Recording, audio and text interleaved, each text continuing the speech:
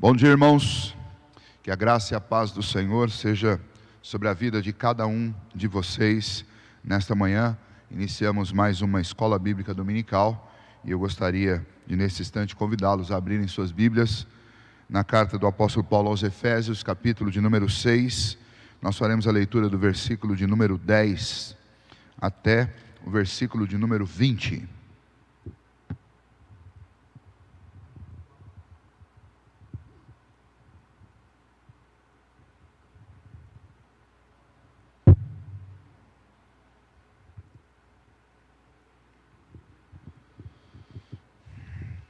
Efésios, capítulo de número 6, do versículo 10 até o versículo de número 20.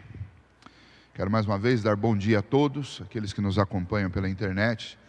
Quero convidar você a participar da Escola Bíblica Dominical. Nós estamos estudando a Confissão de Fé de Westminster. Estamos no capítulo de número 21 e, se Deus nos permitir, nós vamos concluir esta lição ainda no dia de hoje. A todos vocês que nos acompanham, lembrem-se das nossas atividades. Hoje à tarde, às 18 horas, nós temos o nosso culto de domingo. Tivemos uma alteração de horário nesse mês de março, passamos a realizá-lo a partir das 18 horas, então fique atento para o nosso novo horário. Muito bem, Efésios capítulo 6, a partir do versículo 10, quero convidá-los a lerem comigo a palavra do Senhor. Você está em sua casa, eu sei, acompanha-nos de longe, mas você deve fazer essa leitura, participe do culto como se aqui você estivesse, fazendo inclusive estas leituras e os momentos de oração e de cântico. Acompanhe e participe. Vamos vencer essa distância através desta união na fé, no Espírito e na adoração.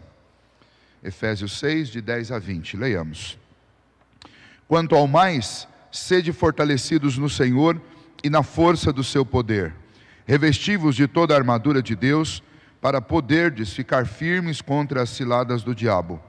Porque a nossa luta não é contra o sangue e a carne, e sim contra os principados e potestades, contra os dominadores deste mundo tenebroso, contra as forças espirituais do mal, nas regiões celestes. Portanto, tomai toda a armadura de Deus, para que possais resistir no dia mau, e, depois de terdes vencido tudo, permanecer inabaláveis.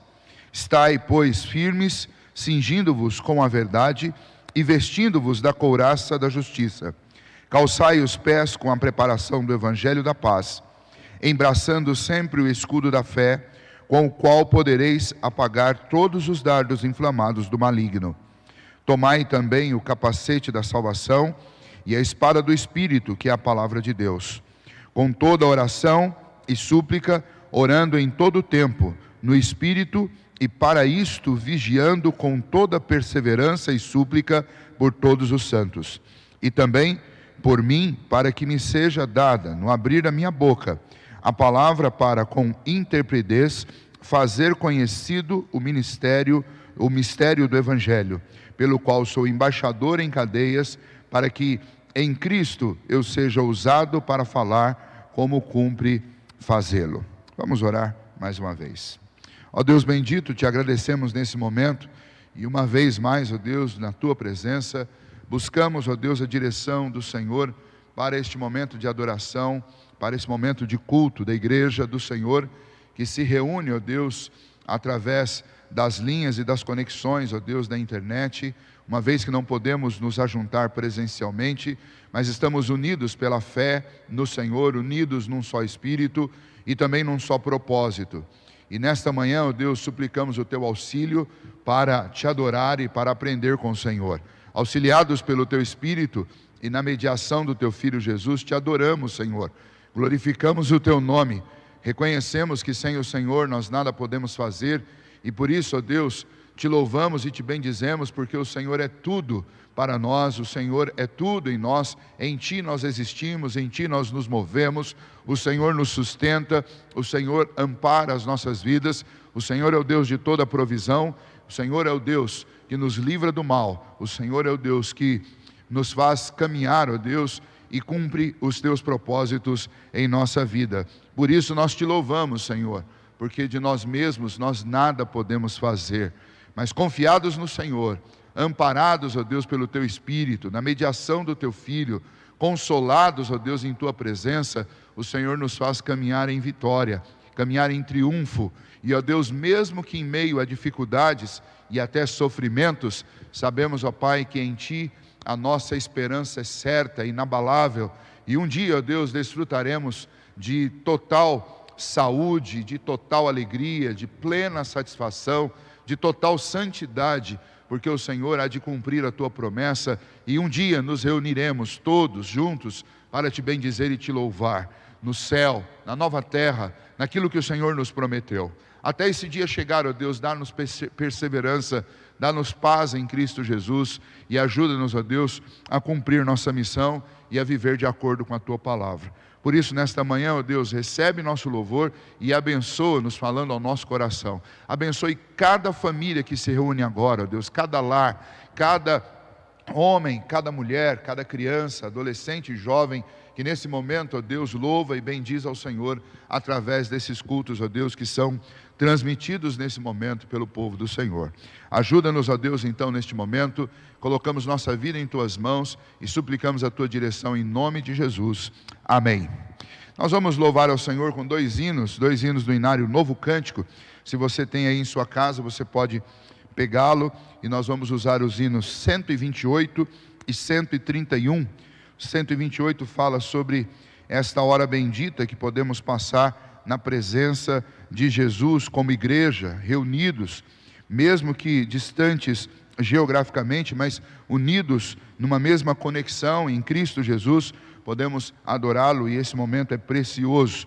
E depois cantaremos o hino 131, que fala a respeito da obrigação, do dever de cada um de nós de reservar um tempo especial para a consagração das nossas vidas a Deus e para a busca do exercício da espiritualidade, da obediência à palavra do Senhor em busca de santidade de vida. Cantemos então esses dois hinos, exaltando ao nosso Deus e suplicando o seu auxílio.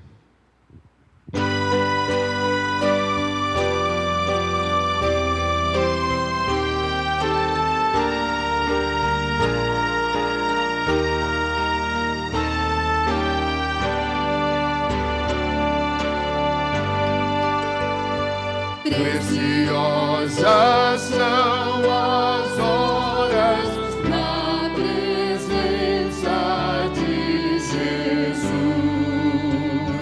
comunhão deliciosa da minha alma com a luz, os cuidados deste mundo não me podem abalar, pois é Ele o meu abrigo quando tentador chegar, quando tentador chegar, ao sentir-me rodeado de cuidados terrenais, irritado e abatido, ou em dúvidas fatais, a Jesus eu me dirijo nesses tempos de aflição. As palavras que Ele fala trazem paz, consolação, trazem paz, consolação. Se confesso meus temores, toda a minha imperfeição, Ele escuta com paciência esta triste confissão, com ternura repreende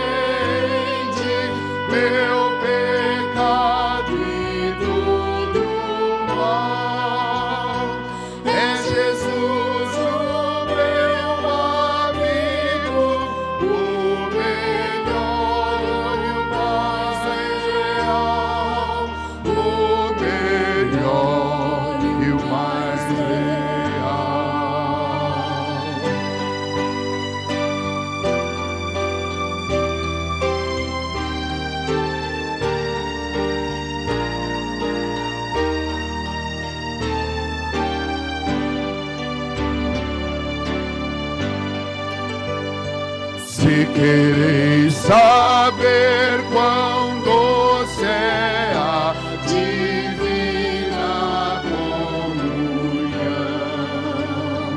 Podereis muito bem prová-la e tereis compensação.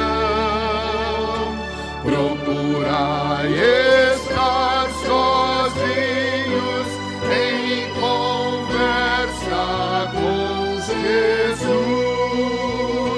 Provareis na vossa vida o poder que vem da cruz, o poder que vem da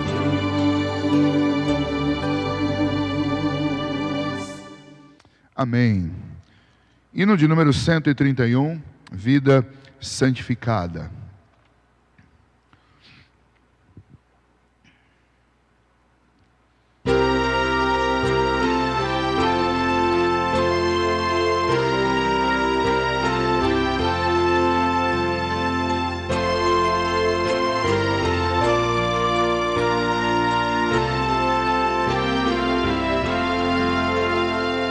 Para seres santo, tempo has de tomar.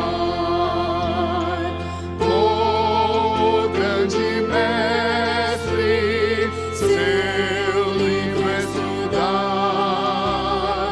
Has de sempre amá-lo, aos fiéis valer. E as bênçãos celestes de Deus receber. Para seres puro, tempo has de encontrar.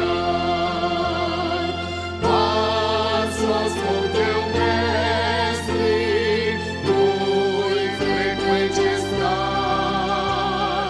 Teu olhar bem fito, nele sempre ter. Deus está nos provando seu grande poder. Para seres forte, tempo has de buscar. Ao mestre seguindo, por onde guiar. Grupos ou tristeza, sempre obedecer. Ao seu bom conselho, com fé recorrer.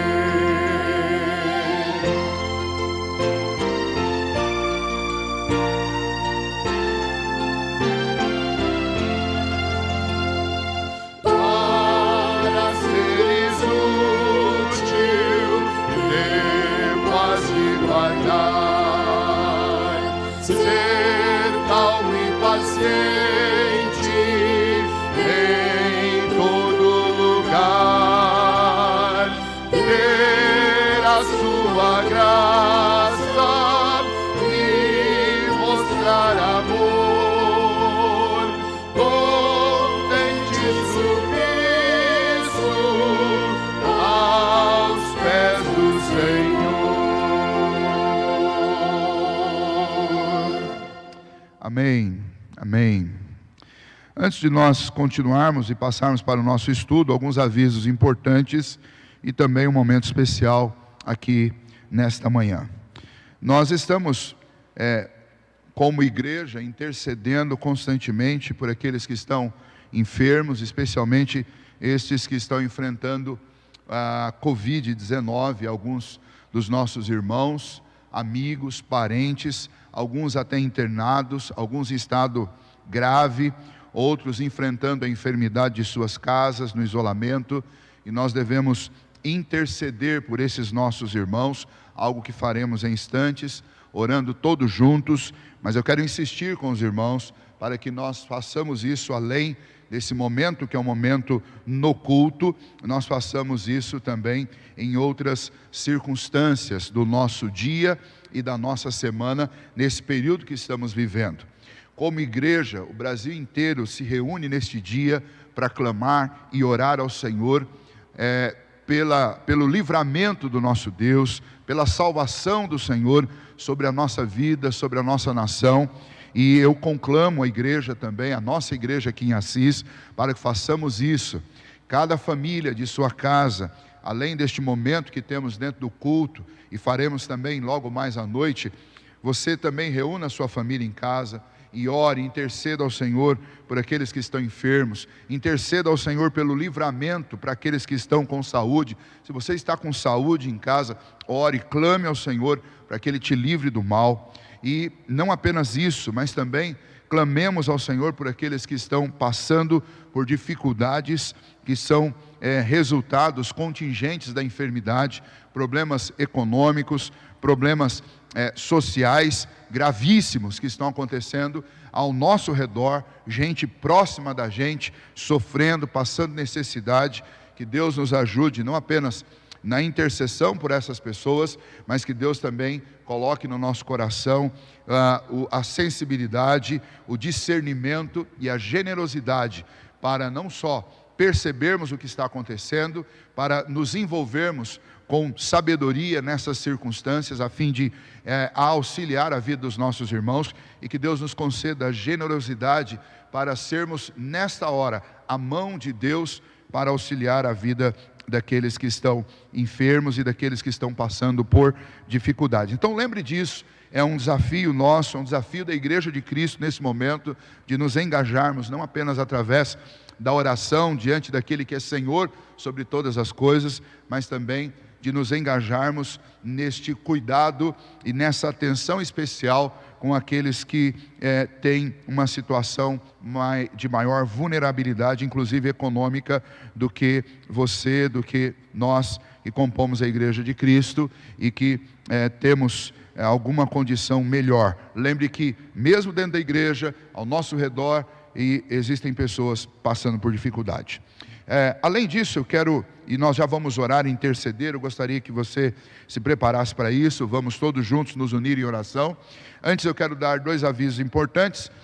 O primeiro deles é que esta semana que se aproxima, nós estamos já nos preparativos para a Páscoa, que será daqui 2 semanas, mas eu quero dar o aviso desde hoje para que você já se prepare e agende aí na sua agenda, coloque isso aí em pauta. Nós não sabemos se na circunstância da Páscoa, aqui na nossa cidade, estaremos já autorizados a reuniões presenciais. Independente disso, eu gostaria de que você marcasse aí na sua agenda que na quinta-feira, véspera da Páscoa, nós teremos, ao invés do estudo bíblico aqui à noite, às 20 horas, nós teremos o culto chamado culto das 7 palavras. Então, nessa quinta especialmente, sem ser essa semana agora, na outra, na véspera da Páscoa, nós teremos um culto muito especial. Gostaria que você agendasse e guardasse aí essa data. Nós faremos o culto das 7 palavras. É uma ótima oportunidade para que vocês também possam divulgar e compartilhar isso com outras pessoas.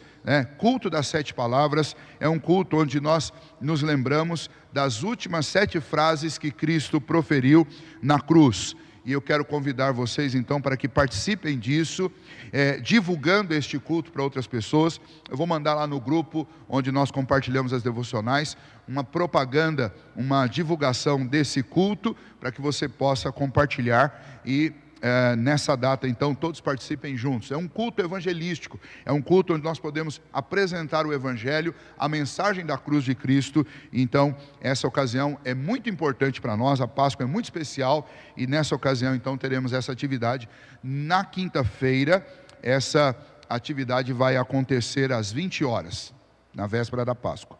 Depois nós teremos, no domingo, às 9 da manhã, o culto da ressurreição. Não será aula de escola dominical, mas será um culto novamente. Se estivermos presenciais, nós teremos uma atividade com toda a igreja e com a participação da equipe de louvor, das músicas. Se não estivermos ainda, mas tentaremos realizar um culto de uma forma um pouco mais completa, com a participação de louvores, mesmo que sejam gravados antecipadamente, para que sejam utilizados nesse dia, mas nós vamos tentar fazer algo diferente, o mais próximo possível daquilo que realizamos quando estamos numa situação de normalidade. Mas teremos, então, no domingo de Páscoa, pela manhã às 9 horas, o culto da ressurreição, e depois, logo mais à noite, um culto de Páscoa. E nesse final de semana todo, as mensagens serão relacionadas à obra de Cristo e à mensagem do Evangelho. Então é uma ótima oportunidade para você compartilhar essa programação com outras pessoas, e é um momento, com certeza, muito importante para a vida da igreja. Nós devemos nos preparar para, nesse final de semana, apresentar com brilho, com alegria, com muita humildade diante do Senhor, mas contando com a graça, com a misericórdia, com a direção dEle, apresentarmos a nossa mensagem, a mensagem do Evangelho, a mensagem que nós abraçamos, que nós cremos, que nós ensinamos, que nós divulgamos ao mundo como igreja, que é a mensagem do Evangelho de Deus. Muito bem, nesse momento então quero convidá-lo para nós orarmos juntos. Você em sua casa, feche os seus olhos, ore também nesse momento, todos nós, todos juntos, jovens, adolescentes, adultos, crianças, de onde você estiver, vamos clamar ao Senhor nesse momento, colocando diante dEle toda essa circunstância pela qual passamos. Oremos ao Senhor. Ó Deus bendito, nesta hora, ó Deus, uma vez mais, clamamos ao Senhor. O Senhor conhece, ó Deus, as nossas limitações, sabe, ó Deus, das nossas fraquezas, sabe, ó Deus, que somos, ó Pai, como uma neblina que passa brevemente. A Tua palavra diz que nós somos como uma neblina passageira, como um vento, algo muito breve, algo muito pequeno, e diante, ó Deus, da Tua grandeza, da Tua infinitude, ó Deus, ó Pai, nós não somos nada, somos menos que nada, ó Pai. O profeta Isaías já disse isso ao nosso respeito. Ó Deus, nós somos tão pequenos, tão insignificantes, ó Deus, mas fomos alvos do Teu amor. A Tua palavra diz que o Senhor do Teu trono de graça, do Teu trono majestoso, se inclina para ver o que se passa entre os homens. O Senhor se inclina para ver o que se passa com o seu povo. O Senhor, ó Deus, do Teu trono majestoso de poder e soberania, o Senhor, ó Deus, se dispõe a cuidar de cada um de nós, a cuidar desta igreja. Esta igreja, ó Deus, que foi comprada com o sangue precioso do Teu Filho, e a Tua palavra diz que se o Senhor não poupou para nos salvar o Seu único Filho, com certeza o Senhor nos concederia, ó Pai, não apenas a reconciliação, mas todas as coisas, ó Deus, que são da Tua vontade e que são necessárias, ó Pai, para o bem-estar do Teu povo, para acudir-nos em nossas necessidades, para socorrer-nos na hora oportuna, na hora da tribulação, na hora das lutas, na hora, ó Deus, dos terrores que nos sobrevêm. E nesse momento, ó Deus, como igreja, nós clamamos ao Senhor. Estamos, ó Deus, vivendo um momento de aflição, uma aflição, ó Deus, que recaiu sobre toda esta terra, por causa desta enfermidade terrível, ó Deus, que traz instabilidade de todo tipo, de toda sorte, ó Deus, sobre a vida de todos os homens, entre eles, ó Deus, também sobre o Teu povo, sobre aqueles que amam ao Senhor, sobre aqueles, ó Deus, que renderam a sua vida a Cristo Jesus, sobre aqueles que foram comprados com o sangue de Cristo. E, ó Deus, por isso, diante do Senhor nós clamamos, ó Pai, tem misericórdia de nós, Senhor, ajuda-nos nesse momento. Temos, ó Deus, familiares queridos, temos amigos próximos, temos irmãos na fé, irmãos e amigos mais chegados que irmãos, ó Deus, que estão enfrentando esta enfermidade. Temos, ó Deus, muitas pessoas procurando a igreja, pedindo, suplicando que a igreja ore, interceda, ó Deus, porque estão sendo impelidos em direção a Cristo, em direção à fé. Nós sabemos, ó Deus, que isso é obra do Senhor, e se tudo isso acontece para que alguém creia, ó Deus, louvado seja o nome do Senhor. Mas nesse momento, como igreja, ó Deus, nós nos colocamos diante de Ti, ó Pai, e clamamos ao Senhor. tenha misericórdia do teu povo, Senhor, tenha misericórdia desta nação, tenha misericórdia, Deus, dos homens sobre essa terra, ó Pai, em nome de Jesus, livra-nos, ó Deus, desta enfermidade, livra aqueles que estão nas UTIs, ó Deus, que o Senhor produza a cura, livra, ó Deus, aqueles que estão em casa, isolados, ó Deus, solitários, ó Pai, muitos sofrendo com a depressão por conta desse isolamento, ó Deus, livra-os, Deus, do sentimento de morte, livra-os, ó Deus, dessa tristeza que tomou conta do coração da maioria das pessoas, ó Deus, livra-nos, ó Pai, das dificuldades econômicas oriundas, ó Deus, desse trancamento, desse momento em que as cidades estão fechadas. Quanta gente, ó Deus, aflita, não pela enfermidade, mas aflita por não ter o pão para colocar sobre a mesa para servir os seus filhos. Ó Deus, tem misericórdia destes que também sofrem nesta hora. Ó Pai, em nome de Jesus, nós colocamos a nossa cidade, colocamos, ó Deus, o nosso estado, o nosso país, colocamos nossa igreja, colocamos aqueles que têm fé no Senhor, que confiam e que dependem do Senhor, colocamos, ó Deus, diante do teu altar de graça, diante do teu trono todo-poderoso, trono de soberania, e clamamos ao Senhor, ajuda-nos, ó Deus, tem misericórdia de nós, ajuda-nos, Senhor, nessa hora, socorre-nos, ó Deus, encha o nosso coração de esperança, encha o nosso coração de ânimo, encha o nosso coração, ó Deus, de força para enfrentar esse grande desafio, ó Deus, dê criatividade aos nossos líderes, dê, ó Deus, diligência a eles, dê a eles nesse momento, ó Deus, um senso de unidade, ó Pai, para que eles possam trabalhar juntos, para que eles tenham, ó Deus, deixem de lado suas diferenças políticas, ideológicas, e se unam, ó Deus, para servir ao povo, para servir ao Senhor e servir ao povo, tomando decisões que sejam sábias. Orienta, ó Deus, nossos médicos, os profissionais da saúde, os cientistas, ó Deus, para que eles entendam como essa coisa funciona, como essa enfermidade se desenvolve.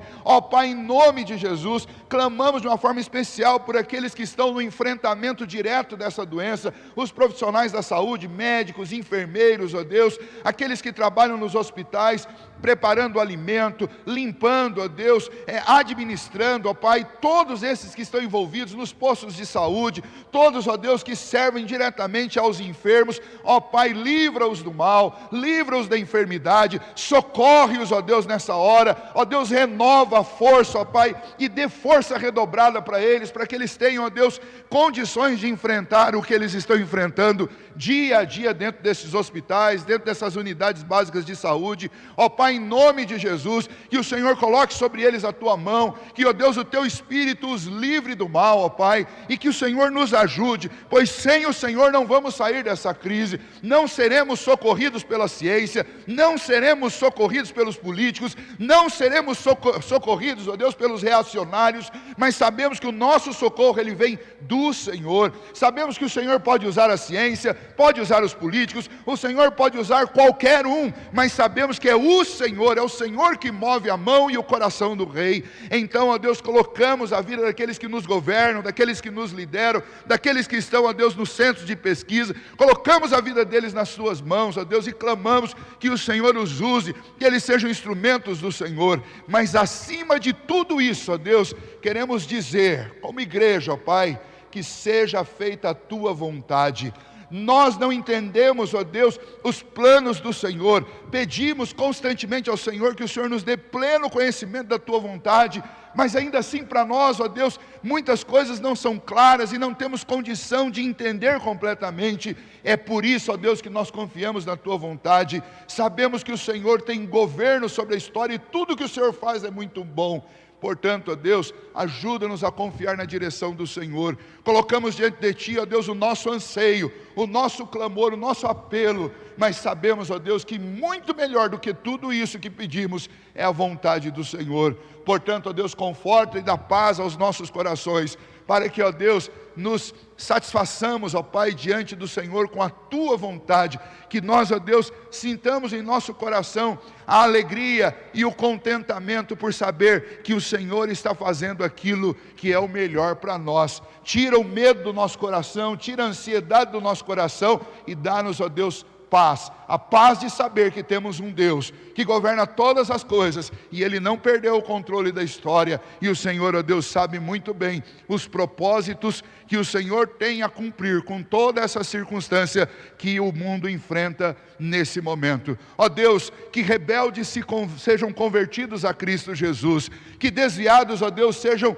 trazidos de volta ao seio do Evangelho, à presença de Cristo Jesus, e que muitos, ó Deus, que estavam perdidos, sejam, ó Deus, encontrados e salvos pelo Evangelho, pela obra de Cristo Jesus no meio dessa pandemia, e que o nome do Senhor seja glorificado na nossa vida e seja glorificado nesse momento da história, por tudo que o Senhor há de fazer. Colocamos tudo isso diante do teu altar, o nosso clamor, o nosso desejo e a nossa confiança, e assim, ó Deus, oramos a Ti, no nome precioso de Jesus Cristo, que é o Senhor sobre todas as coisas, Rei da nossa vida, que se entregou por nós, e é pelos méritos dEle, ó Deus, que nós clamamos no nome dEle ao Senhor, que nos ajude em nome de Jesus.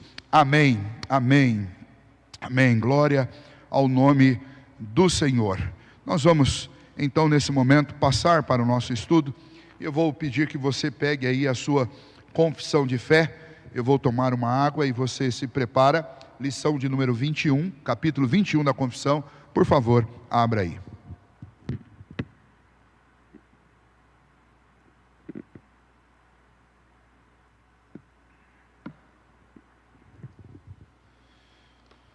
Mais uma vez eu faço esse apelo, irmãos, lembrem de orar, lembrem de clamar ao Senhor, para que nós tenhamos condição de vencer nesse momento tão desafiador da nossa vida.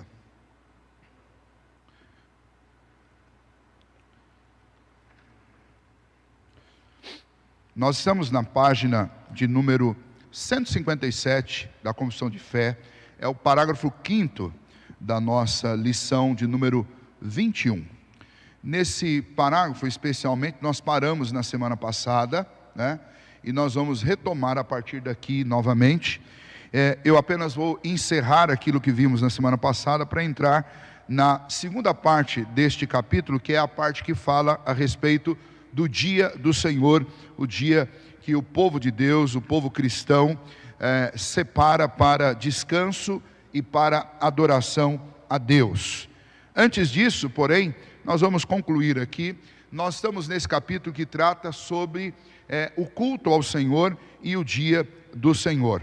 Vimos neste capítulo que a nossa adoração deve ser exclusivamente prestada a Deus, e prestada a Deus levando em consideração aquilo que Ele revela de si mesmo. Nós sabemos como adorar e como fazer o nome de Deus glorificado através daquilo que Deus revela sobre si, sobre o seu caráter, seus atributos, sua vontade. Nós aprendemos que faz parte do culto, então, as orações, o cântico de salmos e hinos espirituais. Faz parte do culto a leitura da palavra, uma parte importantíssima.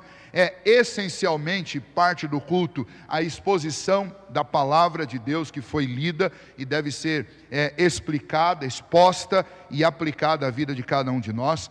Faz parte do culto também os sacramentos, o batismo e a Santa Ceia nas ocasiões oportunas. Faz parte do culto também a bênção apostólica, pedida a Deus por parte daqueles que são ministros do Evangelho sobre o povo de Deus. E nós então tratamos um pouquinho sobre cada um desses itens, e por fim nós tratamos sobre a mudança da adoração, que veterotestamentária era topograficamente centralizada, ou seja, havia um ponto, um lugar fixo onde a adoração era dada a Deus, era feita ao Senhor, era apresentada, e especialmente lá, primeiro no tabernáculo, depois no templo. E quando nós chegamos no Novo Testamento, e nós encerramos nessa parte, a adoração ela deixa de ser topocêntrica, ela deixa de ter um ponto fixo no espaço, e ela passa a ser uma adoração feita em espírito e em verdade pelos verdadeiros adoradores, e independe do lugar em que eles estejam, porque a adoração não é algo para ser realizado apenas uma vez na semana ou no mês, em algum lugar específico, mas nós estamos sempre diante de Deus, servimos sempre ao Senhor, nos reunimos como congregação em um lugar específico, mas não é esse lugar específico que torna a adoração efetiva, mas é a adoração em si, é o povo adorando ao verdadeiro Deus, através da mediação de Cristo, com o auxílio do Espírito Santo de Deus, em qualquer lugar onde esse povo se reúna, ali acontecerá um culto, ali acontecerá a verdadeira adoração. Portanto, o culto ao Senhor, ele não está restrito a um ambiente. Nós, por uma questão de organização, nós separamos, consagramos, tiramos do uso secular, do uso normal, e colocamos um espaço, um determinado domicílio e uma determinada acomodação. Nós separamos para um lugar específico de adoração a Deus. Isso nos ajuda não apenas mentalmente a entender o que nós estamos fazendo, seguindo aquilo que o Salomão nos ensina lá em Eclesiastes, de guardar os pés quando entrar na casa do Senhor, ou seja, lembrando que esse lugar aqui, ele tem um propósito específico, que é o propósito da adoração a Deus. Isso didaticamente nos ajuda, mas não são esses bancos, não são esses móveis, não é esse púlpito, não é nada que está aqui que torna o culto mais agradável, efetivo ou aceitável a Deus. Antes, sim, a obediência de cada um de nós aos preceitos da palavra do Senhor, um coração cheio do Espírito Santo de Deus, é isso que nos torna verdadeiros adoradores e torna a nossa adoração autêntica. Nós paramos aí, e isso na realidade já é o conteúdo desse parágrafo 5º, que faltou a leitura dele na semana passada, que eu farei agora, e lerei 2 textos, e depois nós entramos então no assunto do dia do Senhor. O parágrafo 5º, então, da Confissão de Fé, capítulo 21, diz assim: a leitura das Escrituras com santo temor, a sã pregação da palavra e a consciente atenção a ela, em obediência a Deus, com entendimento, fé, reverência, o cântico de salmos com gratidão no coração, bem como a devida administração e digna recepção dos sacramentos instituídos por Cristo, são partes do culto comum oferecido a Deus, além dos juramentos religiosos, votos, jejuns solenes, ações de graças em ocasiões especiais, os quais, em seus vários tempos e ocasiões próprias, devem ser usados de um modo santo e religioso. Muito bem, isso nós vimos na semana passada, e o parágrafo que nós paramos, o parágrafo 6º, agora, sobre o Evangelho, nem a oração, nem qualquer outro ato do culto religioso é restrito a um certo lugar, nem se torna mais aceitável por causa do lugar em que se ofereça ou para o qual se dirija, mas Deus deve ser adorado em todo lugar, em espírito e em verdade, tanto em família, diariamente e em secreto, estando cada um sozinho, como também mais solenemente em assembleias públicas, que não devem ser descuidadas, nem voluntariamente negligenciadas ou desprezadas, sempre que Deus, pela sua providência, proporcione ocasião. Então vamos a alguns textos que nos falam sobre isso, sobre esta dinâmica que temos agora através do Evangelho,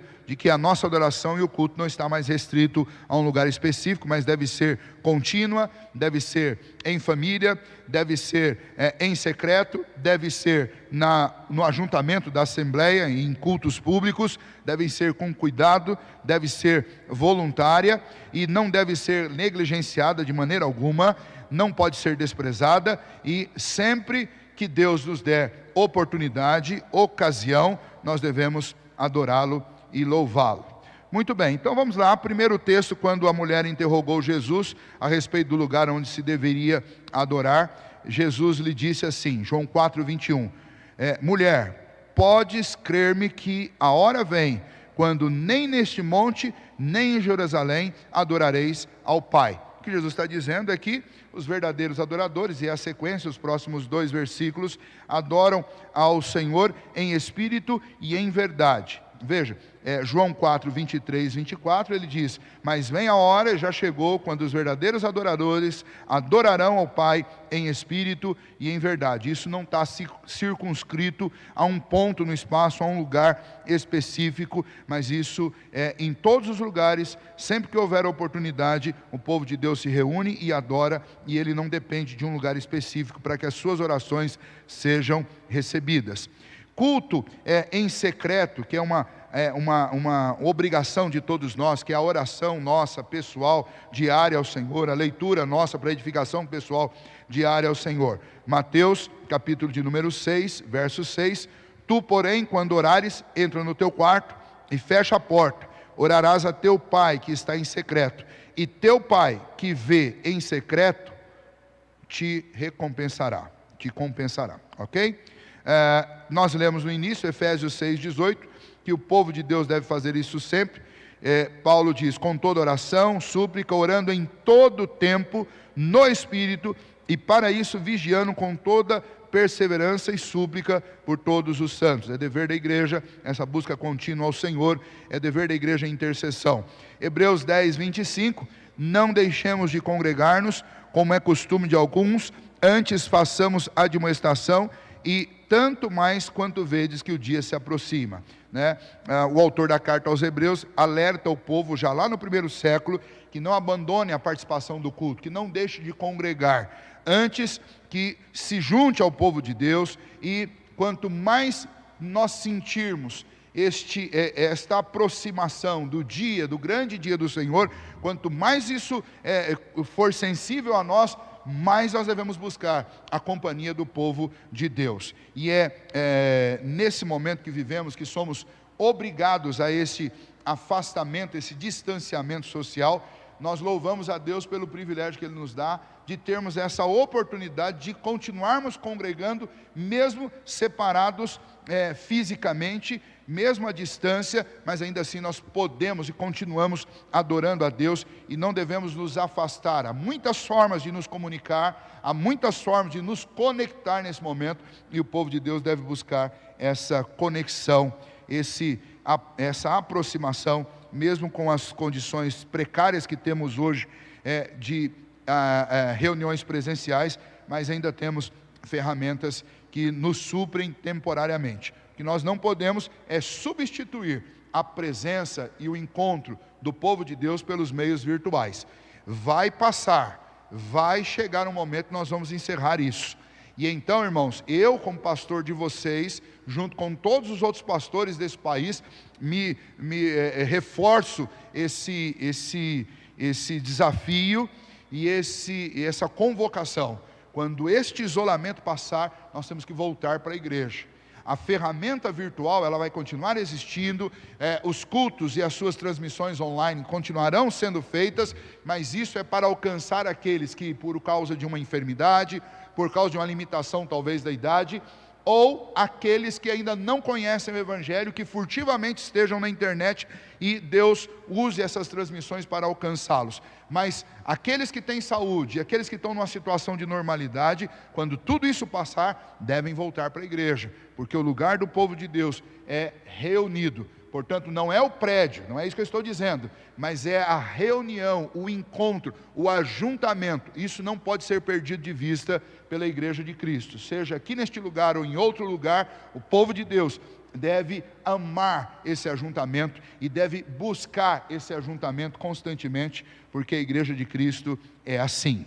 Muito bem, então, o último texto aí, só para reforçar essa ideia, antes de entrarmos no assunto de hoje, Atos 2,42, em que Lucas registra para nós como vivia a igreja lá no primeiro século, a igreja primitiva, e ele diz: e perseveravam na doutrina dos apóstolos, e na comunhão, no partir do pão e nas orações. Ou seja, aquela igreja que para nós ela é exemplo, aquela igreja, ela era uma igreja perseverante nos seus encontros. Eles perseveravam na doutrina, eles perseveravam na comunhão, ou seja, eles tinham essa proximidade, eles tinham a comunhão em Cristo. Obviamente, nós estamos falando aqui daquilo que o Espírito Santo promove no nosso coração, mas eles tinham os seus encontros físicos, eles tinham os seus encontros, inclusive para a celebração da ceia do Senhor, o memorial e esse momento de intimidade com Cristo, através desse sacramento da ceia do Senhor, onde desfrutamos não só da comunhão uns com os outros,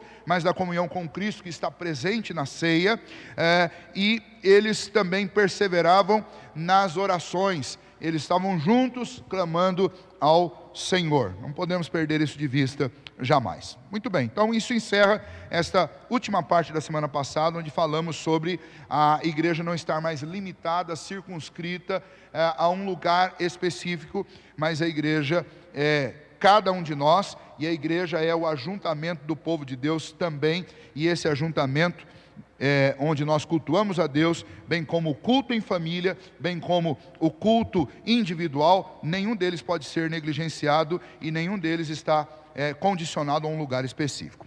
Vamos então aos dois últimos parágrafos, agora falando sobre o dia do Senhor. Uma dúvida para algumas pessoas sobre sábado, domingo, como é isso? Por que nós estamos adorando no domingo, quando nós encontramos o Antigo Testamento inteiro falando sobre sábado? A gente vai tratar um pouquinho sobre isso agora. Então vamos lá, parágrafo 7º diz assim: como é lei da natureza que, em geral, uma devida proporção de tempo seja destinada ao culto a Deus, assim também em sua palavra, por um preceito positivo, moral e perpétuo, preceito que obriga a todos os homens, em todas as épocas, Deus designou particularmente um dia em 7 para ser um sábado, um descanso, santificado por Ele.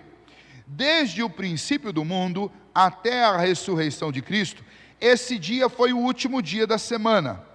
E desde a ressurreição de Cristo foi mudado para o primeiro dia da semana. Dia que na Escritura é chamado de dia do Senhor, que é o domingo, e que há de continuar até o fim do mundo como o sábado cristão. Então vamos lá. Basicamente o que nós vamos ver aqui é que o Senhor, Ele, assim como quando criou a semana, Ele estabeleceu um tempo específico para que os homens ordinariamente, regularmente descansassem de suas atividades. Deus também, quando estabeleceu isso, quando criou a semana e o trabalho e o descanso, Deus estabeleceu um dia que deveria ser para adoração exclusiva a Ele, que é exatamente este dia que o homem descansa de suas labutas e o homem serve a Deus e adora ao Senhor, busca maior intimidade com Deus. Em resumo, este sétimo parágrafo, ele nos conta a respeito de duas questões importantes: o dia que pertence a Deus, que é um dia exclusivo para o Senhor, e ele fala a respeito do que é o sábado cristão, que é o domingo, o primeiro dia da semana. Nós vamos tratar desses dois assuntos então, especificamente. Bom, vamos lá. Primeiramente, quanto ao dia de Deus, o dia do Senhor, o dia separado para o Senhor, chamado no Antigo Testamento de sábado, que significa o quê? Descanso. Vamos ver como foi instituído e para que esse dia foi dado. Então eu convido você a abrir sua Bíblia lá em Êxodo, capítulo 20, versos 8, 10 e 11. Êxodo capítulo 20, versículos 8, 10 e 11. Isso aqui é o estabelecimento da lei do Senhor, através de Moisés, das tábuas da lei, dado ao povo hebreu. Lembra? Quando o povo hebreu recebe o Pentateuco, que são esses cinco primeiros livros da Bíblia, estes livros foram escritos na peregrinação do povo, que saía do Egito, de onde eles foram libertos, depois de 400 anos como escravos, e nessa caminhada de 40 anos até a terra prometida. Nesse período é que Deus concedeu ao seu povo os 5 primeiros livros da Bíblia, os chamados, ou o chamado Pentateuco, livro onde, entre outras coisas, além de história das origens, nós temos os mandamentos, a lei de Deus para o seu povo. Então, neste livro que Deus deu ao povo, e Moisés usou com o propósito de doutrinar, discipular, ensinar o povo que vinha de uma cultura idólatra, que não tinha um livro de lei, que não tinha um livro de história, que tinha apenas uma tradição oral sobre o surgimento das coisas, sobre a origem do mundo, a origem da vida. Este povo que precisava ser doutrinado, ensinado, precisava ser lembrado a respeito do seu Deus, do poder de Deus, precisava ser ensinado a adorar esse Deus. Deus concede esses livros, e dentro deles, no livro de Êxodo, Deus concede especialmente o decálogo, a lei. E nesta lei, então, nós encontramos o que sobre o sábado e sobre o descanso? Êxodo 20, versos 8, 10 e 11. Lembra-te do dia de sábado para o santificar. Versículo 8. Agora veja o 10. Mas o sétimo dia é o sábado do Senhor teu Deus. Não farás nenhum trabalho, nem tu, nem o teu filho, nem a tua filha, nem o teu servo, nem a tua serva, nem o teu animal, nem o forasteiro das tuas portas para dentro, porque em 6 dias fez o Senhor o céu e a terra, o mar e tudo o que neles há, e ao sétimo dia descansou. Por isso o Senhor abençoou o dia de sábado e o santificou. Então nós temos aqui o estabelecimento formal do dia do descanso. Deus fez o mundo em 6 dias, e no sétimo dia descansou, e separou esse dia como sendo o dia de Deus, o dia do Senhor, o dia em que os homens descansam de suas fadigas comuns. Eles, nesse dia, param tudo, param suas casas, param seus trabalhos seculares, e nesse dia eles se voltam exclusivamente para o descanso, e oferecem esse descanso e a sua adoração pessoal a Deus. Isaías 56, versículos 2, 4, 6 e 7, vamos lá. Bem-aventurado o homem que faz isto, e o filho do homem que nisto se firma, que se guarda de profanar o sábado, e guarda a sua mão de cometer algum mal. Porque assim diz o Senhor, versículo 4, porque assim diz o Senhor, aos eunucos que guardam os seus sábados, escolhem aquilo que me agrada e abraçam a minha aliança. Versos 6 e 7, aos estrangeiros que se chegam ao Senhor para o servirem e para amarem o nome do Senhor, sendo deste modo servos seus, sim, todos os que guardam o sábado, não o profanando, e abraçam a minha aliança, também os levarei ao meu santo monte e os alegrarei na minha casa de oração.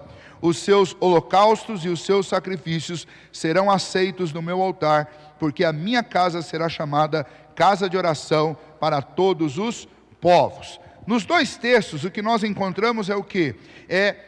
A importância, uma lei estabelecendo o dia de Deus, e a importância que se dá a esse dia. Como, por exemplo, Deus falando ao profeta Isaías, como Deus identificava alguém que realmente estava comprometido com Ele, a partir da observação, da obediência dessas pessoas, inclusive em separar um dia para Deus e obedecer a lei dele e oferecer a sua dedicação pessoal ao Senhor através desse dia separado dentro da semana, dentro da nossa vida cotidiana, doméstica, um dia separado exclusivamente para Deus. Desde o princípio até a ressurreição de Cristo, esse dia sempre foi o sábado. A gente começa lá em Gênesis capítulo 2, versos 2 e 3, quando Deus, depois de ter terminado a sua obra, no dia sétimo que fizera, descansou nesse dia de todas as obras que tinha feito, e abençoou Deus ao dia sétimo e o santificou, porque nele descansou de toda a obra que, como Criador, fizera. Ou seja, Deus separou esse dia. Quando nós chegamos na vida de Cristo, nós temos esse dia ainda sendo observado pelos judeus, sendo observado por todos aqueles que acreditavam, esperavam no Senhor, confiavam no Senhor, mas com um detalhe: quando Cristo Jesus morre nessa circunstância que nós inclusive lembraremos, comemoraremos daqui a 2 semanas da Páscoa, quando Jesus Cristo morre, na sexta-feira, ele retoma a vida, ele ressurge no domingo. E o que acontece é que a partir desse momento, a igreja de Cristo, ela deixa de separar o sétimo dia como descanso, sendo o sábado natural, normal que nós conhecemos, o sétimo e último dia da semana, e a igreja passa a observar como o dia do Senhor, o dia de Cristo. Algumas pessoas perguntam, mas por que a igreja fez isso? A resposta é muito óbvia, é extremamente óbvia. Lembra, assim como tudo mais no Antigo Testamento, as leis cerimoniais, os sacrifícios, tudo aquilo que estava no Antigo Testamento prefigura aquilo que Cristo iria ser e realizar, assim como as leis cerimoniais eram sombras daquilo que Cristo iria fazer, o próprio guardar deste sétimo dia, desse dia do descanso, no último dia da semana, era sombra daquilo que haveria de vir. Então, quando Cristo vem, e quando Cristo realiza a sua obra, tudo aquilo que Cristo faz, que foi tipificado pelas coisas que foram ensinadas, inclusive através da lei, quando Cristo realiza isso, o antitipo toma o lugar do tipo. Ou seja, Cristo assume a preponderância, ele é superior a tudo aquilo que apontava para ele. E uma vez que ele ressuscita no primeiro dia da semana, a igreja faz uma conclusão, através dos apóstolos, uma conclusão lógica. Que conclusão é essa? A conclusão é que o dia que nós vamos consagrar a Deus, o dia que nós vamos separar a Deus entre 7 dias, é o primeiro dia da semana. Por quê? Porque agora ele atingiu um significado superior, porque o primeiro dia da semana é o dia da ressurreição do nosso Senhor Jesus. E a igreja então passa a observar esses dias, e isso é validado pelos apóstolos, que nós vamos ver em alguns textos aqui do Novo Testamento, eles já participavam dessas reuniões, e eles ensinavam a igreja, e eles pregavam na igreja, e os cultos e o dia do descanso passa a ser esse primeiro dia. Vamos para alguns textos. 1 Coríntios 16, versos 1 e 2. Paulo está preparando a igreja para a sua chegada lá, então, aqui através dessa carta, ele está dando instrução aos irmãos, e veja o que ele ensina. Quanto à coleta, falando de dízimos e ofertas, especialmente aquelas dedicadas ao auxílio dos mais pobres, dos necessitados, era algo que a igreja recolhia para que Paulo e essas comitivas apostólicas, elas distribuíssem para os necessitados de Jerusalém, para os necessitados da Palestina. Quanto à coleta, veja o que ele diz, quanto à coleta para os santos, fazei vós também como ordenei às igrejas da Galácia. No primeiro dia da semana, cada um de vós ponha de parte em casa, conforme a sua prosperidade, e vá juntando para que se não façam coletas quando eu for. O que Paulo está dizendo é o seguinte: no domingo, ou seja, primeiro dia da semana, que é o dia do descanso, que é o dia da adoração a Deus, que era o dia dos cultos, que os irmãos fossem juntando, fossem separando esses donativos, isso que seria dado. E Paulo diz, quando eu for aí, eu não gostaria que fizesse essa coleta no dia que eu estivesse aí. E a ideia aqui é uma ideia em que Paulo demonstra este bom senso, esse cuidado dele, para que não associassem essa arrecadação de coisas à figura dele. Paulo já era, inclusive lá em Roma, ele era mal falado por causa da calúnia que faziam contra ele, de que ele estava de alguma maneira se aproveitando da fé, estava de alguma maneira usando aquelas ocasiões das pregações, dos cultos, para alguma vantagem monetária. E Paulo então, para afastar esse tipo de associação com a figura dele, com o trabalho dele, ele pede à igreja, quando eu for aí eu não quero que vocês façam arrecadação.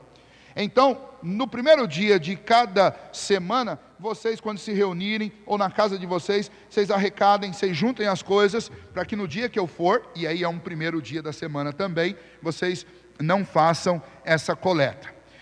Lá em Atos, no capítulo 20, Lucas faz o seguinte registro: no primeiro dia da semana, estando nós reunidos com o fim de partir o pão, ou seja, partir o pão aqui é celebrar o sacramento da ceia do Senhor. Que dia que eles estão fazendo isso?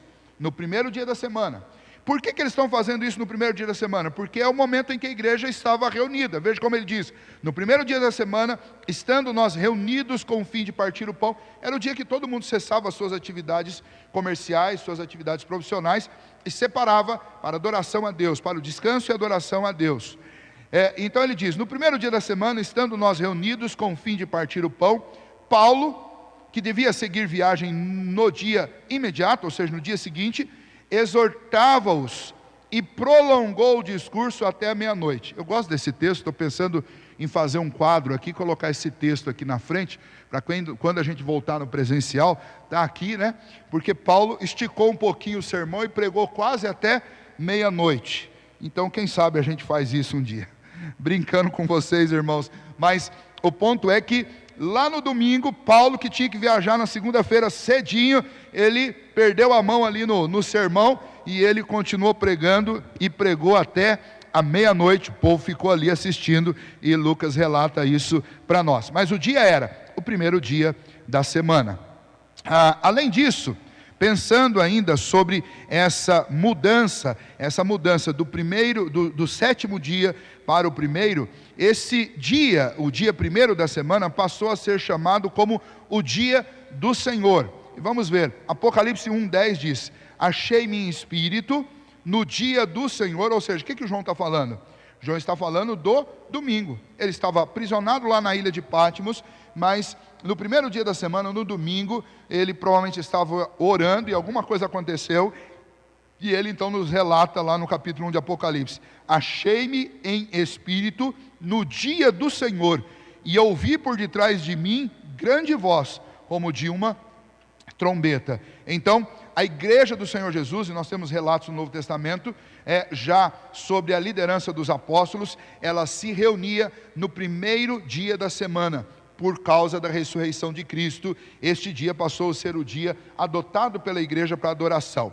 E aí nós vamos entender o seguinte: o dia e o poder, assim como a igreja também, quando eu disse para vocês que não é o templo que torna o culto mais consagrado, mais efetivo ou não, mas é a presença do Espírito de Deus em nós e o povo de Deus reunido, ajuntado, que adora ao Senhor. Não é o lugar, assim como também não é o dia do calendário nosso. Por conta disso, muitas vezes houve entre Cristo e aqueles que estavam ali junto com eles, os apóstolos e alguns religiosos que acompanhavam, divergência. Quando, por exemplo, os apóstolos estavam comendo no sábado, colhendo espigas no sábado, os escribas vinham e criticavam Jesus, e Jesus dizia para eles, e duas expressões são muito interessantes que aparecem lá no Evangelho de Marcos. Uma delas é que Jesus afirma para eles: olha, o sábado foi feito para vocês e não vocês para o sábado. Então, vocês estão dando ao dia do calendário uma importância maior do que ele tem, né? E uma segunda expressão que Jesus disse quando os discípulos estavam ali na presença dele, se alimentando, no momento que eles não podiam fazer isso, e aí eles foram criticados. Jesus falou: olha, vocês vão jejuar quando o noivo não estiver com vocês, mas quando o noivo está na festa, aí todo mundo se alegra e festeja junto. Então, o que Jesus estava demonstrando nessas duas circunstâncias é que muitas vezes a gente coloca a força, o peso, num símbolo externo, numa coisa que não tem força em si mesmo, não tem importância em si mesmo, e não entende o princípio por trás. Quando Deus estabeleceu um dia de descanso e um dia para Ele, um dia de adoração a Ele, o que Ele estava normatizando não é que o dia de sábado em si é um dia abençoado, mas Ele estava normatizando que um dia de descanso para adoração a Deus entre 7 é abençoado. No Antigo Testamento, isso foi regulamentado como o sétimo dia, o último dia da semana. Mas em Cristo Jesus, quando nós temos a ressurreição de Cristo, que é algo, ao ponto máximo, o clímax da nossa história, quando isso acontece, a igreja passa a adorar, passa a descansar e a buscar e a servir ao Senhor no primeiro dia da semana. O princípio foi quebrado? Não, o princípio não foi quebrado, muito pelo contrário, o princípio foi aprimorado. Por quê? Porque nós saímos de um dia, do sétimo dia, e passamos para a adoração a Deus, o dia do descanso, para o primeiro dia da semana, que é um entre 7, por um motivo maior. Que motivo é esse? É a ressurreição do nosso Redentor, do nosso Senhor. É o dia do Senhor, porque é o dia da ressurreição do nosso Salvador, do nosso Senhor Jesus Cristo. É o grande dia do Senhor. Esse dia é extraordinário, e o dia que vai superar esse dia é o dia da volta do Senhor Jesus.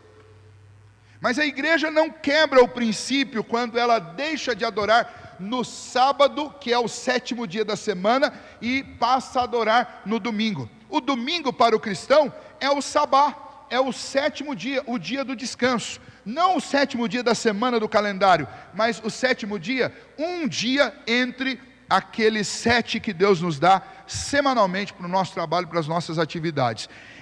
Até porque um dado interessante, se você for fazer uma pesquisa sobre os calendários, é notório que o sábado que foi estabelecido por Deus lá em Gênesis, o 7º dia lá de Gênesis, nenhum de nós sabe exatamente como é, porque aconteceram grandes mudanças nos calendários da humanidade. Você tem uma mudança catastrófica, uma mudança dramática quando acontece o dilúvio. Nós não sabemos se o sábado que era observado, o 7º dia da semana lá pré-diluviana em Noé, é o mesmo 7º dia da semana dos judeus entre Noé e Jesus. Nós não sabemos se esses calendários estão com os dias nos lugares certos. Nós não sabemos se o calendário gregoriano ele bate com o calendário do Antigo Testamento. Por causa dessas grandes mudanças e dessas grandes reorganizações de calendários no mundo, nós temos calendário chinês, nós temos calendário do judeu, temos o calendário do mundo ocidental. Essas grandes alterações dos calendários, elas são pouquíssimo precisas. Um exemplo para vocês: o calendário que nós usamos, que é o calendário gregoriano, só no que diz respeito ao evento principal da história, lembra que a nossa história está dividida em AC e DC, não é a principal divisão da história? Antes de Cristo, depois de Cristo. Bom, nesse calendário, nesse item, por exemplo, Gregório errou em 4 anos, porque ele situa o nascimento de Cristo nos dias de Herodes filho, quando na realidade Jesus nasceu nos dias de Herodes pai. Então veja, se ele conseguiu errar numa data de nascimento em 4 anos, qual a chance de ter errado nos dias da semana?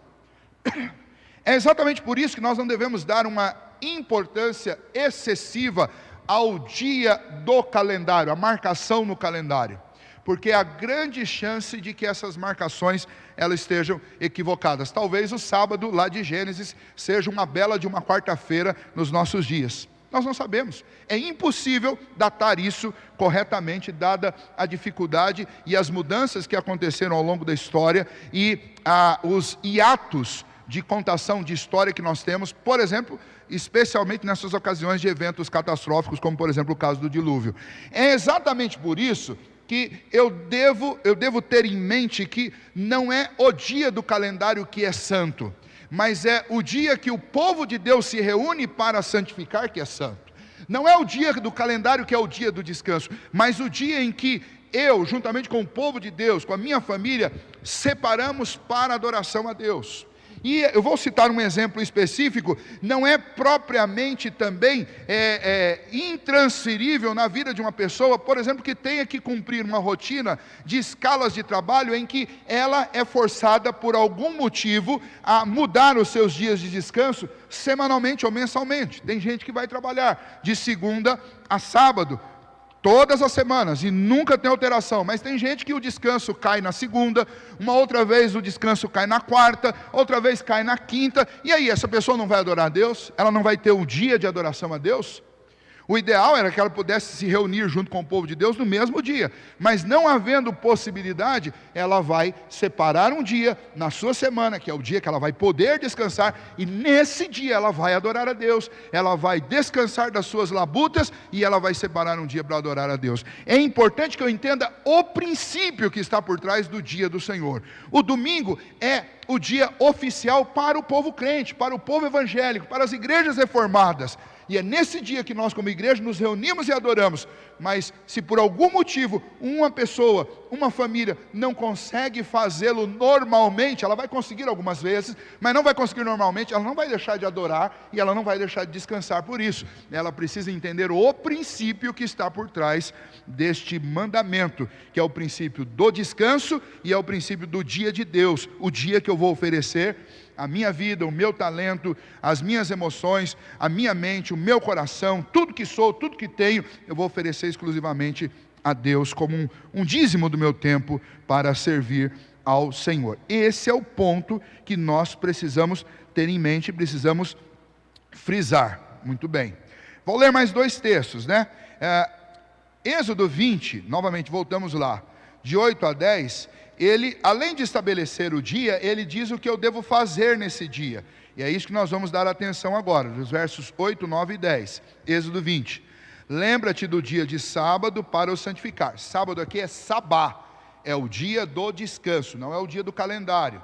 Então, apesar de a gente ter um dia no nosso calendário que chama sábado, né, que significa descanso, mas quando a Bíblia está falando sobre sábado, ela não está falando desse dia do seu calendário, tá? Guarda bem isso, fixa bem isso. Quando a Bíblia está falando de sábado, ela não está falando do sábado do nosso calendário. Tira isso da mente, que é isso que faz confusão. A Bíblia está falando do sabá, que é o dia do descanso, que lá no Antigo Testamento foi escolhido o 7º dia da semana. No Novo Testamento, nessa nova dispensação do povo de Deus, a igreja escolheu oficialmente o 1º dia da semana. Mas independente disso, o sabá é o dia do descanso e é o dia de Deus. É um dia que eu vou separar entre 7 para adorar a Deus. Se eu não conseguir fazer nem no 7º, nem no 1º, eu pessoalmente, apesar de não conseguir me reunir com a igreja que está lá reunida no domingo, eu posso separar um dia na semana e adorar a Deus nesse dia, desde que eu faça isso com sinceridade e que eu faça isso diante de uma real necessidade. Vamos lá, e aí o que eu vou fazer nesse dia? Esse sábado foi separado para santificação, para santificar esse dia ao Senhor. E aí, então Moisés nos explica: 6 dias trabalharás e farás toda a tua obra, mas o 7º dia é o sábado do Senhor teu Deus. Não farás nenhum trabalho, nem tu, nem teu filho, nem tua filha, nem teu servo, nem tuas servas, nem o teu animal, nem o forasteiro das tuas portas para dentro. A gente precisa lembrar que aqui eu tinha famílias naquele sistema antigo, patriarcal, onde todo mundo vivia ali em torno do pai, cada um tinha uma função na fazenda ou naquelas tribos em que as famílias se reuniam. Então, obviamente, o contexto é aquele contexto daquela época. No contexto da nossa época, como eu disse, nem sempre a gente vai conseguir todos descansarem e servirem, adorarem a Deus no mesmo dia, mas é importante que eu tenha esse princípio em mente, que eu preciso fazer isso semanalmente. Esse dia é um dia em que eu vou parar as minhas labutas de outra ordem, e eu apenas descansarei com a minha família, e todo o trabalho que eu realizar, esse trabalho eu vou realizar especificamente na busca por santificação, na busca de adoração ao Senhor, na busca de edificação no Senhor. É importante que eu pense isso, por quê? Porque o povo de Deus, por uma questão de fé, de confiança e de obediência, faz isso. Faz isso. E isso significa o quê? Significa que nesse dia eu não vou tentar ganhar dinheiro nesse dia. Esse dia não é o dia de eu tentar ganhar dinheiro. Esse dia aqui não é o dia de eu fazer qualquer tipo de aperfeiçoamento profissional. Esse dia aqui não é o dia de eu fazer reformas na minha casa. Esse dia é o dia do Senhor. E eu vou te falar, por experiência própria, experiência pessoal, desde a minha infância, inclusive com meu pai, com quem eu aprendi muito, inclusive nas circunstâncias da vida dele. Quando você pega o dia que era do Senhor e usa para você, você, além de estar roubando de Deus o tempo que deveria ser do Senhor, quando você também, por causa do trabalho, se afasta da sua família, está roubando da sua família também, que deveria ser o dia reservado exclusivamente para você estar com a sua família, com seu filho, com a sua esposa, na sua casa, presente, descansando das fadigas e servindo a Deus, o que não é uma fadiga, muito pelo contrário, traz grande satisfação e descanso para a alma. Quando nós deixamos de fazer isso, nós, além de roubarmos de Deus, nós sofremos prejuízos terríveis, porque aí se enquadra naquela busca de enriquecimento de forma ilícita, porque nesse dia não é lícito eu buscar riqueza. Eu lembro que nós morávamos em Rondônia, essa experiência é uma experiência que me marcou. É simples, mas eu gostaria de compartilhar isso com vocês. Meu pai era um fabricante e um vendedor de doce para bares, né? E eu cresci nesse ambiente, né? Vendo meu pai fazendo doce, comendo muito doce também, e a minha função era tirar os doces da mesa. Meu pai tinha grandes mesas, assim, onde ele despejava aqueles tachos enormes de doce, e aí tinha umas réguas nas laterais, nas extremidades da mesa. Depois ele vinha com a régua, cortava aquilo milimetricamente, e depois era a minha função tirar o doce daquela mesa, colocar sobre uma tábua. Depois daquela tábua, a gente pegava uma quantidade ali certa, né? 30, 15, 20, não lembro ao certo doce, empacotava ali numa embalagem bonitinha e tal. E meu pai saía 2, 3 vezes na semana, e ele viajava, ele tinha um fusquinha verde, aquele verde abacate, e ele viajava 100, 150 quilômetros por estradas de terra, levando esse doce para comércios que ficavam nas estradas e em municípios próximos a uma cidade onde nós morávamos lá em Rondônia, chamado Rolim de Moura. E meu pai, eu lembro que ele fazia isso no meio da semana e fazia de sábado. E sábado, como eu não estudava, era o meu dia predileto, que era o dia que eu viajava com meu pai para fazer essa venda de doce. Para mim era uma aventura, enfrentar barreiro, enfrentar pontes, aquelas pontes que você não vai ver aqui no estado de São Paulo, mas aquelas pontes que eram apenas 2 troncos, né? E aí eu descia do carro, ia lá na frente, lá para ficar mostrando para meu pai, vai direita, esquerda, e ele atravessava com o fusquinha em cima daquelas pontes. Muito bem, era uma aventura fantástica, aquilo para mim era maravilhoso. Teve um dia que foi terrível. Teve um dia que no sábado, eu lembro que meu pai não vendeu quase nada de doce, e ele teve a terrível ideia, e obviamente isso foi provocado por algum tipo de desespero econômico que ele devia passar, mas como criança eu não sabia de nada disso. Mas ele teve a terrível ideia de ir fazer a venda de doce dele no domingo, no dia do Senhor. Ele não precisava fazer isso no domingo, podia fazer qualquer outro dia da semana, não é o caso de uma obrigação. Mas nesse domingo ele achou que ele deveria fazer isso, e domingo nós íamos religiosamente à igreja. Meu pai cantava no coral, tocava numa banda de instrumentos acústicos, né, nos metais. Ele e minha mãe tocavam trombone, né? E eu era muito orgulhoso de saber que os meus pais estavam lá participando de tudo, mas naquele domingo nós fomos fazer outra coisa. E é interessante que naquele domingo, primeiro, meu pai não conseguiu vender doce, né? Foi uma viagem em que nós só queimamos combustível. Segundo, nós passamos alguns perrengues na estrada, né? Ficamos um tempo parado atrás de um caminhão quebrado, alguma coisa, num lugar que nós não tínhamos como passar. E a gente perdeu um tempo enorme ali. Depois, a bobina, quem teve Fusca sabe disso, a bobina do Fusca começou a esquentar. E aí você sabe que quando a bobina do Fusca esquenta, você não tem alternativa, você tem que parar e esperar ela esfriar. E aí com muito custo nós tínhamos um pano dentro do carro, e eu lembro que meu pai parava perto de córregos, parava o Fusca, a gente ia lá, molhava o pano lá na água, enrolava aquele pano na bobina para a bobina esfriar, e andava mais um pouco, daí um pouquinho tinha que parar de novo e fazer isso. Imagina como foi. Além disso, numa dessas partes em que nós estávamos andando, um caminhão passou por nós, um caminhão de tora, passou em alta velocidade, e uma pedra voou no para-brisa. Meu pai sempre punha a mão lá no para-brisa. Quem teve Fusca sabe o que é isso. Você aperta o para-brisa para que a hora que a pedra bater, ela não estilhasse o vidro. E numa dessas vezes ele esqueceu, acho que perturbado por causa da questão da bobina, e a pedra acertou o para-brisa e moeu o para-brisa do carro. Ficou aqueles quadriculados, tudo. E aí não tem jeito, não dá para enxergar quando o para-brisa quebra dessa forma. Aí meu pai teve que arrancar aquele para-brisa, e aí nós fomos com poeira na cara e correndo o risco de tomar pedrada de outro caminhão. Enfim, foi um domingo que entrou para a história com uma grande lição, que o dia do Senhor, ele é do Senhor, ele não é para fazer outras coisas. E não pense que, nossa pastor, Deus foi vingativo. Não, de forma alguma, Deus não foi vingativo. Deus deixou a gente à vontade naquele dia, e Deus falou assim: olha, vocês querem trabalhar hoje? Pode trabalhar hoje, vamos ver o que acontece, né? Porque essas coisas que aconteceram naquele domingo poderiam acontecer todo dia da semana, mas quando estamos obedecendo a Deus e clamamos pela bênção dEle, Ele cuida de nós, Ele nos abençoa e nos livra do mal. Mas quando estamos tentando enriquecer ilicitamente, Deus não tem compromisso com a desobediência. Deus não participa das nossas desobediências, muito pelo contrário, Ele nos ensina através das nossas desobediências, quando nós nem sequer podemos orar e pedir para Deus nos abençoar, porque a gente está fazendo uma coisa que a gente sabe que Deus não concorda. Então esta foi uma grande lição para a nossa vida, e é esse o ponto dessa lei. A lei diz: esse dia você vai santificar ao Senhor. Nesse dia você não vai trabalhar, sua filha não vai trabalhar, seu filho não vai trabalhar, sua esposa não vai trabalhar, seu servo não vai trabalhar. Esse dia é o dia de Deus.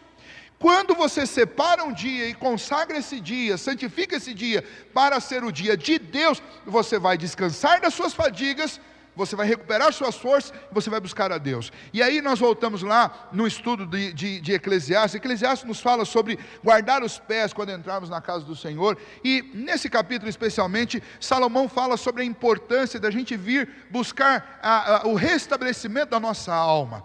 Por que é tão importante, tão salutar acordar cedo num domingo e vir para a igreja? Alguém pensa assim: olha, pastor, eu não vou na escola dominical porque eu preciso descansar, eu acordo 6 horas da manhã todo santo dia, e no domingo eu posso dormir um pouco mais tarde, tem que acordar cedo para ir na escola dominical, e você não percebe o quê?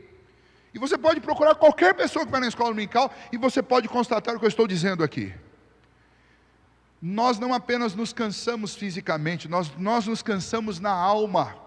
Nós nos cansamos mentalmente e nós nos cansamos emocionalmente. E sabe quem é que pode dar descanso para a alma, para o coração, para as emoções e para a mente? Não é o seu colchão, não é o seu travesseiro, não é o seu quarto, por mais confortável que ele seja. Quem traz conforto e descanso para o coração, para a alma e para a nossa mente é Deus, é a sua palavra, é o culto, é a comunhão com os santos. Então veja, uma pessoa que levanta cedo e vem para a igreja do Senhor, ao meio-dia ela estará muito mais descansada do que aquela que passou a manhã inteira no colchão. Por quê? Porque o colchão não trata o seu coração, porque o colchão não trata a sua alma, porque o travesseiro não vai tratar as suas emoções, mas Cristo vai. Quando a gente vem na igreja, o Senhor trata o nosso coração, Ele trata por dentro.